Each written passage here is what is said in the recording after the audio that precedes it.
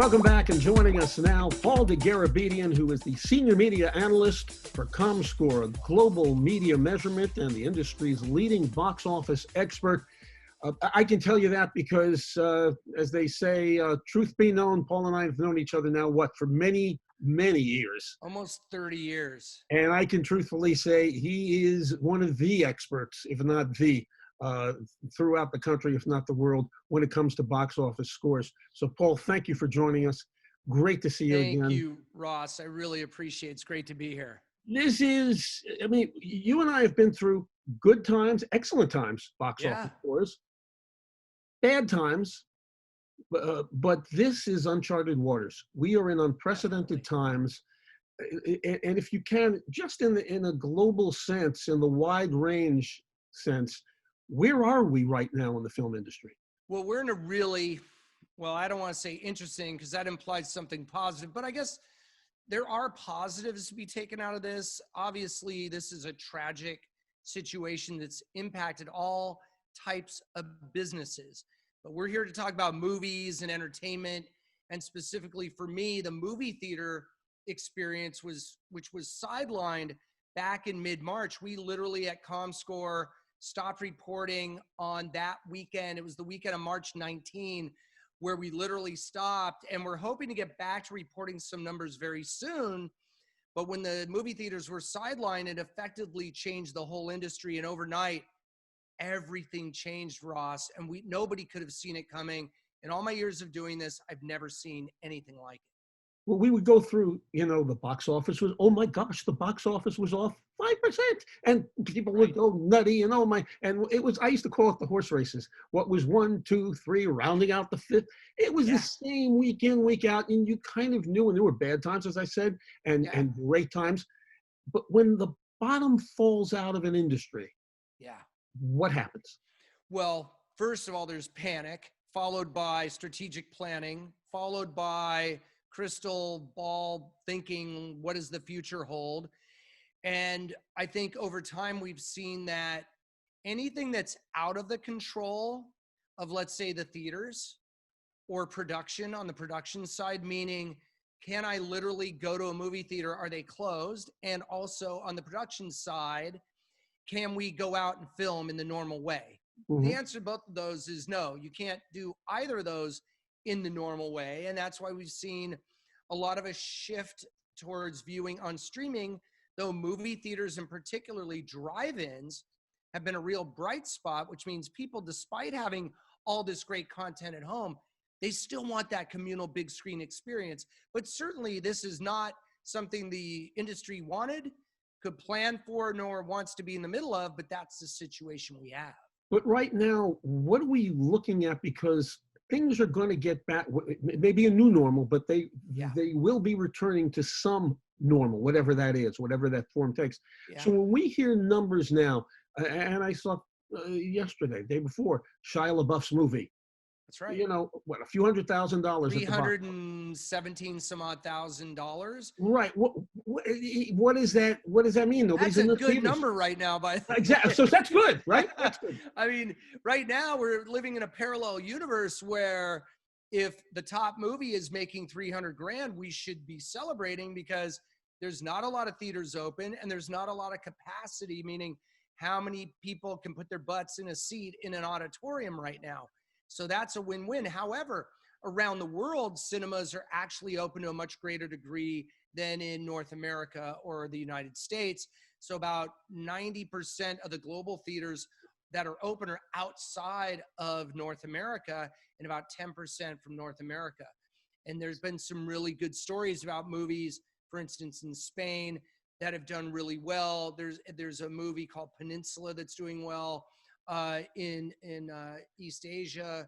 I mean, there's a lot of, it's a South Korean movie, I should say. And we've got a movie called Father, There Is Only One Part 2, which is doing particularly well in Spain. So there are some bright spots out there. And like you said, Shia LaBeouf's movie, The Tax Collector, did, in this environment, quite well at the box office. We have to readjust our thinking on what constitutes a hit. That's the new normal. Under regular, if these were regular times, he'd be doing pretty well with that film. Yeah. talk about what theaters are going to look like when we do return to whatever normal will be. Yeah. Are the AMC's and the Regals going to have to go into these theaters and literally rip out the seats and redesign the Yeah, that's a theaters? really good question. I think no matter what the big chains do, I think the future is going to have to be a very upscale kind of experience and not necessarily at a super high price. I think the way you're going to get people back in the theater is to offer that sort of first class, like on an airplane, that first class environment and experience, but without that first class price tag. In other words, to get people back, it's going to take the perception of, first of all, cleanliness and health and safety being number one, especially in the beginning of ramping up of theaters. But I think down the road, what this pandemic has done, it's accelerated the conversation around what should the window be, meaning how long between when a film is released in theaters and when it's available online or on streaming, Ah, and also what's the movie theater going to look like? What is that experience going to be?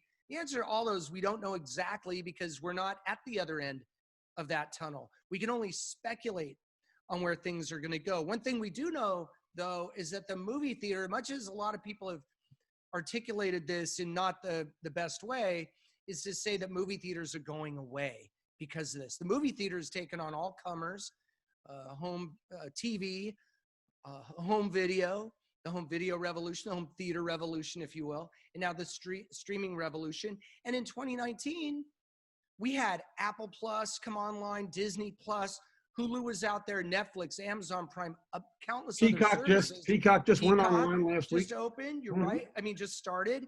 And yet last year we had record box office in movie theaters around the world. So the intention is there, but the ability by consumers to go to the theaters there, but health and safety is number one.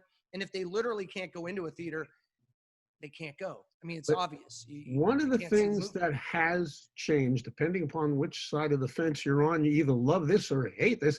If you're a consumer, you may love this, and that is this new VOD, video on demand, as a new release comes out. It comes out on your television screen That's right. if you want to pay 19 bucks. Yeah. Explain what that is all about and where that is going. Yeah, that's premium VOD, PVOD as we call it. And that means premium. So in other words, you may be able to get that. Let's say Mulan, it's going to open in some theaters. People keep saying it's not going to open in theaters at all. Mhm. It is going to open in theaters that are available and able to open. And then you will also be able to go to, if you're a Disney Plus subscriber, I think it's $29.99 or 95 for that movie. You'll get to own it for as long as you subscribe to Disney Plus. So you'll have it in your collection of content within Disney Plus. The good thing about that is for big movies that cost a lot of money, studios can offset the cost of those movies with getting new subscribers on streaming. And in this case, also getting 30 bucks per household for whoever decides to buy in. Isn't that a good deal for everybody? First, with the film companies, can they make out? Can they get a $60 million hit on it? Can they make their money Well, back? we don't know because they don't report generally. Streamers don't report their viewership per movie or their revenues, meaning per piece of content. They might say, for instance, oh, X, Y, or Z movie was a huge hit on our platform. We sold a ton of rentals or purchases. Sometimes they'll give that information out, but it's certainly not as transparent as the movie theater box office, which I've been doing for almost 30 years, where we give it out every day, every weekend. It's so Right. transparent. It's good for consumers in as much as they're hungry for content, they can see it. It's not good in the sense that it is 30 bucks on top of whatever platform you're paying for, and you don't have that immersive communal experience, but that's because you just can't necessarily get that.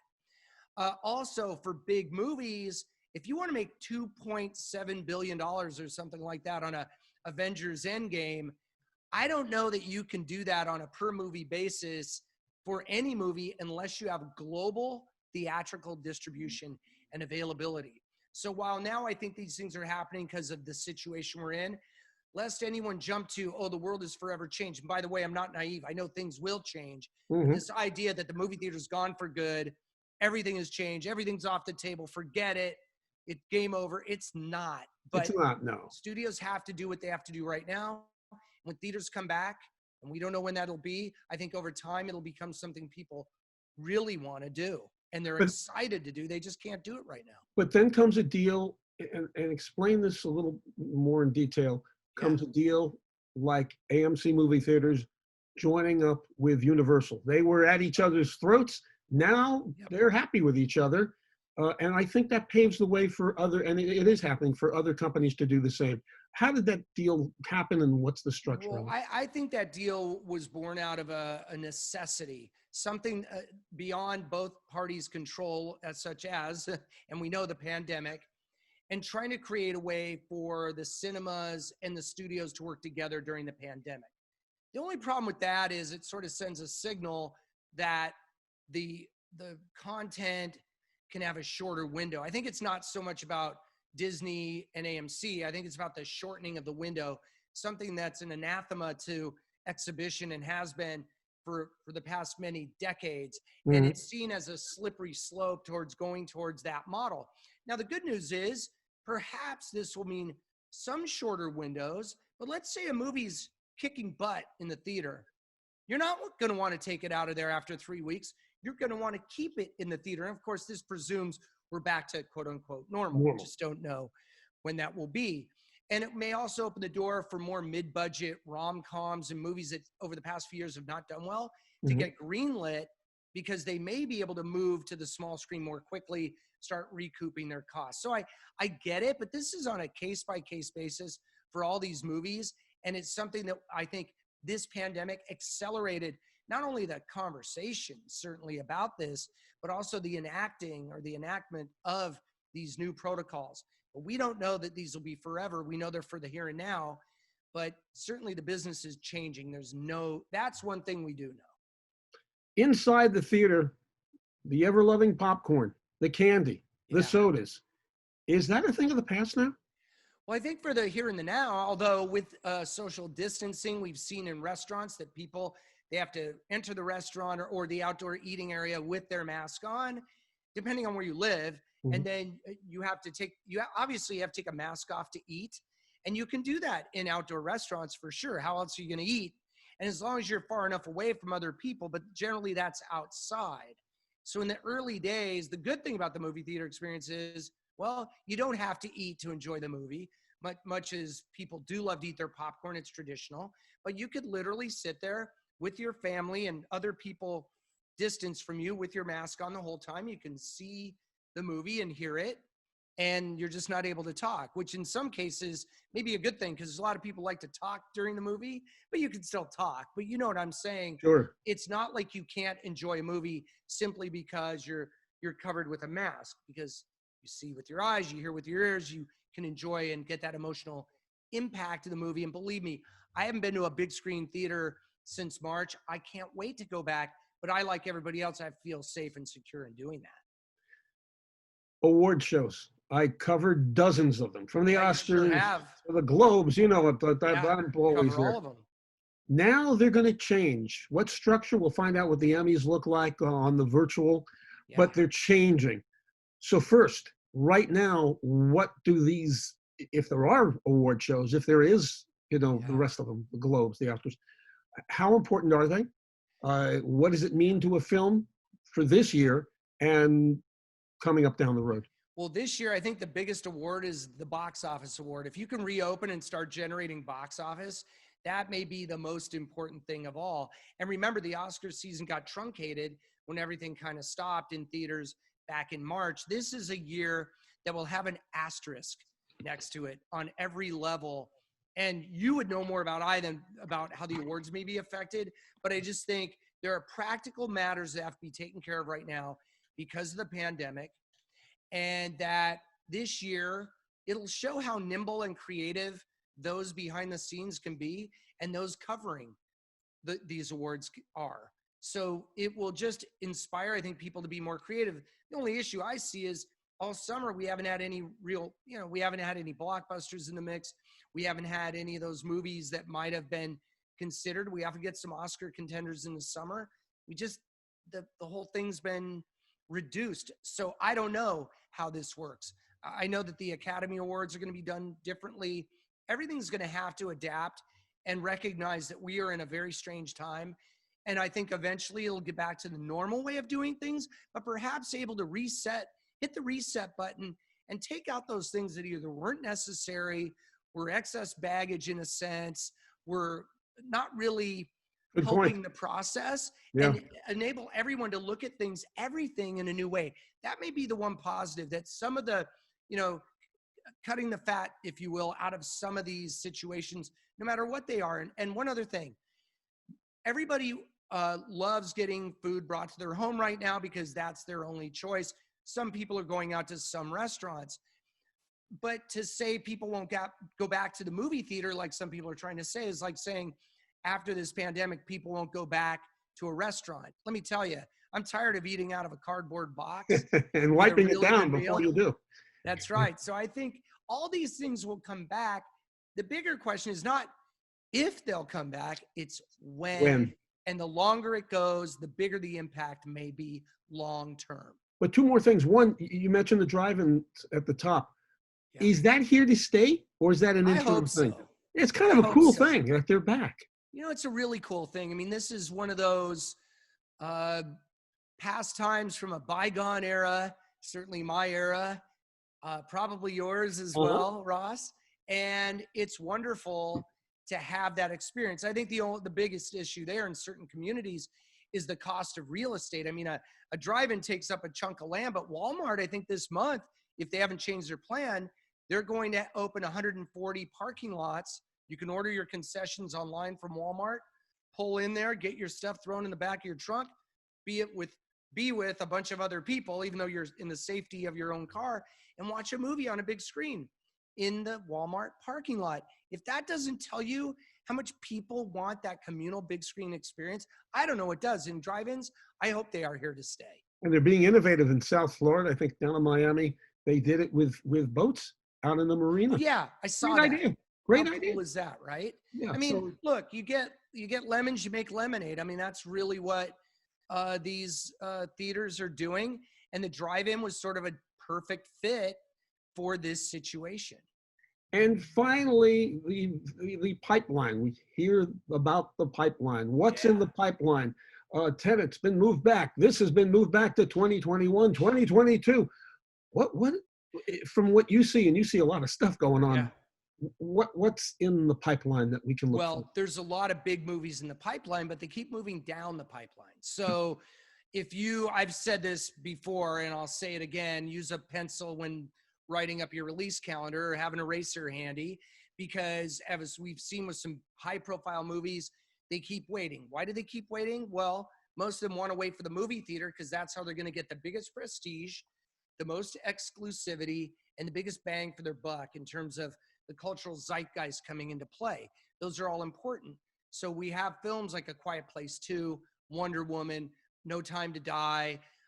There's a lot of big the next Mission Impossible movie. There's a lot of big movies on the way, but don't plan your movie going around the calendar today. Check it every day because it could be changing. But there are a lot of great movies in the pipeline, and also the production pipeline is being impacted because you can't make movies. Making movies is communal as well as watching them, but the creatives are figuring that out. It's called movie magic for a reason. They'll figure out a way to make more content.